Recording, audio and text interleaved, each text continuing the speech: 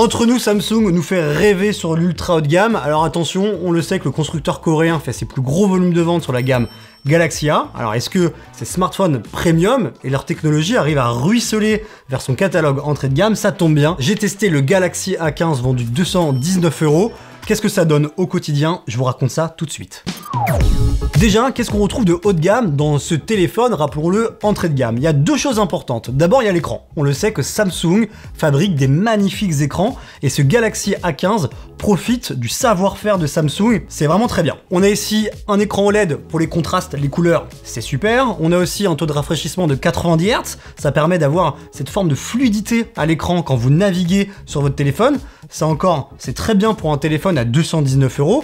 Et globalement, on a un écran très bien calibré, bref, il y a de la maîtrise. Pour la luminosité, franchement, j'ai rencontré aucun souci. J'étais à la fois à Madrid, mais aussi dans le sud de la France, en plein soleil, et j'ai rencontré aucun problème de lisibilité. Sur ça, c'est top. Écran, top. L'autre point fort, c'est le logiciel. On est ici sur du One UI 6 basé sur Android 14, et en fait ce Galaxy A15 profite de toutes les fonctions logicielles et de toute la force de One UI, et ça aussi c'est un bon point. Alors on n'a pas de fonction IA, on n'a pas de mode Always On pour ceux qui aiment ça, mais globalement l'expérience elle est cool, c'est personnalisé, bref c'est une interface qui est agréable et qu'on aime. Petit clou du spectacle, le Galaxy A15 a droit à 4 années de mise à jour majeure d'Android. Ça veut dire quoi? Ça veut dire que vous aurez toutes les nouveautés d'Android pendant les 4 années à venir. Alors c'est pas la plus grande longévité logicielle, hein. Les ultra haut de gamme ils ont jusqu'à 7 ans, mais avoir 4 ans sur un téléphone, je le rappelle, à 219 €, encore une fois, c'est très bien. Alors s'il y a bien un truc sur lequel Samsung est réputé, c'est la qualité de ses photos. Est-ce que c'est le cas sur ce Galaxy A15? Alors déjà on va vous présenter les 3 capteurs. On a un capteur principal de 50 mégapixels, un ultra grand angle de 5 mégapixels et enfin un capteur macro de 2 mégapixels. Bon concrètement qu'est-ce que ça donne? Ça donne qu'on a des photos d'un téléphone à 219 €. Attention, je m'explique. Dans l'idée, ça fait le taf. 2 jours avec des bonnes conditions lumineuses. On va retrouver la patte colorimétrique de Samsung. On a des belles couleurs qui ressortent bien. Un côté un peu pop, c'est quand même joli pour l'œil.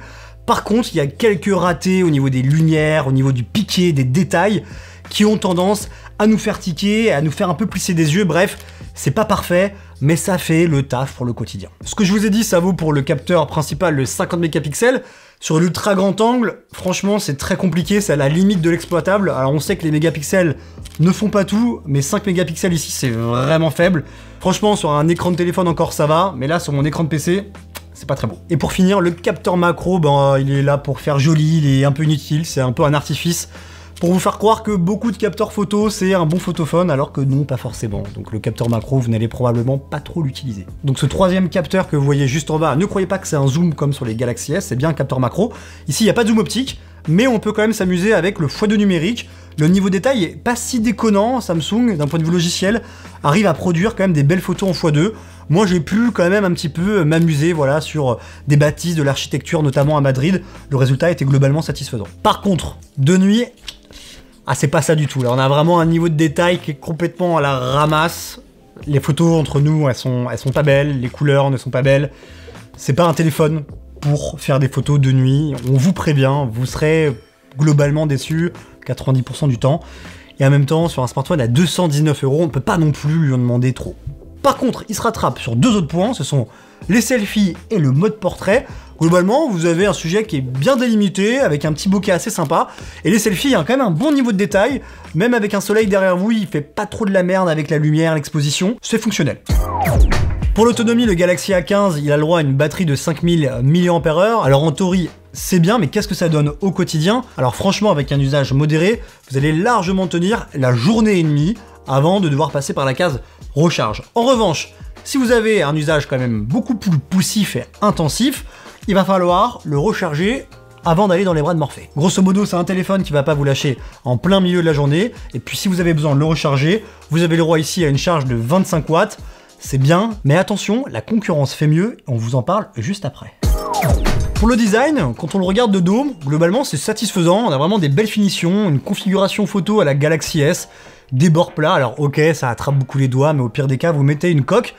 Par contre, quand on le retourne, c'est le revers de la médaille, et là on a vraiment cette sensation de téléphone entrée de gamme, regardez-moi ça, ces énormes bordures, l'encoche en forme de goutte d'eau, bref, on est vraiment sur les codes esthétiques d'un téléphone entrée de gamme, et c'est vraiment sur la face avant que ça se voit le plus. Après, globalement, la prise en main, elle est agréable, les finitions sont belles. Attention par contre, Samsung sur son site ne mentionne aucune certification IP contre l'eau et la poussière et aucune protection Gorilla Glass pour protéger l'écran.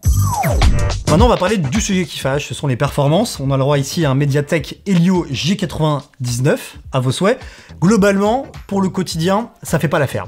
Le téléphone, il est trop lent, il rame beaucoup trop pour des tâches simples à exécuter. Passer d'une application à une autre, ouvrir le tiroir des paramètres rapides, aller sur Google Discover, bref, globalement, il met du temps vraiment à se mettre en route, c'est un peu long, et c'est surtout gênant pour l'expérience utilisateur, c'est même pénible au bout de quelques jours. En fait, parfois, je n'arrive à pas vouloir utiliser ce téléphone parce que ça rame tellement que, bah ouais, c'est encore une fois, je le redis, c'est frustrant. Et franchement, on est en 2024 et avoir un téléphone, même entrée de gamme, et qui rame autant pour des tâches aussi basiques, c'est franchement pas normal. Alors ok, ça fait l'affaire sur du Call of Duty mobile, ça fait l'affaire sur des petits jeux, voilà, qui sont pas trop gourmands en ressources, mais en fait, mettez-moi un téléphone fluide, c'est tout ce que je demande, et ici, il remplit pas ce job.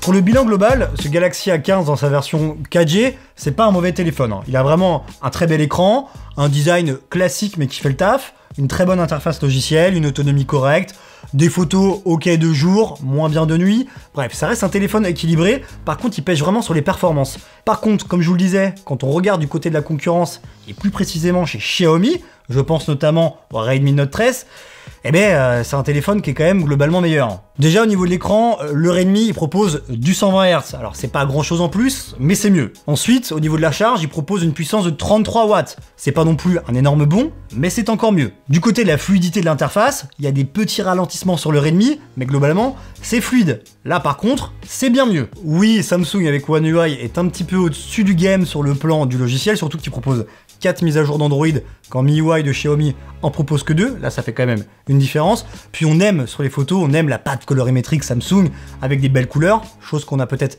moins chez Xiaomi, mais il y a aussi cette histoire d'image de marque, si ça vous touche, Samsung a cette prestance, a cette aura que Xiaomi a moins. In fine, nous on trouve que le Redmi Note 13 dont je vous parle là est globalement mieux maîtrisé, il a même un meilleur rapport qualité-prix, il coûte moins cher que ce Galaxy A15 de 20 €. Donc Samsung doit encore un peu plus muscler son jeu sur cette gamme tarifaire pour vraiment être concurrentiel. Bon, finalement, est-ce que ce Galaxy A15 reflète l'expérience haut de gamme Samsung ? Pas vraiment, hein, ça reste ok un Samsung, mais l'expérience n'a tout bonnement rien à voir. Merci à toutes et à tous d'avoir suivi cette vidéo, j'espère qu'elle vous a plu. N'hésitez pas à lâcher un petit commentaire pour savoir si ce téléphone Galaxy A15 vous a plu. Vous retrouverez aussi le test complet écrit dans la description. Puis n'hésitez pas à nous suivre sur les réseaux sociaux. Quant à moi, je vous fais des bisous et je vous dis à bientôt sur Frandroid.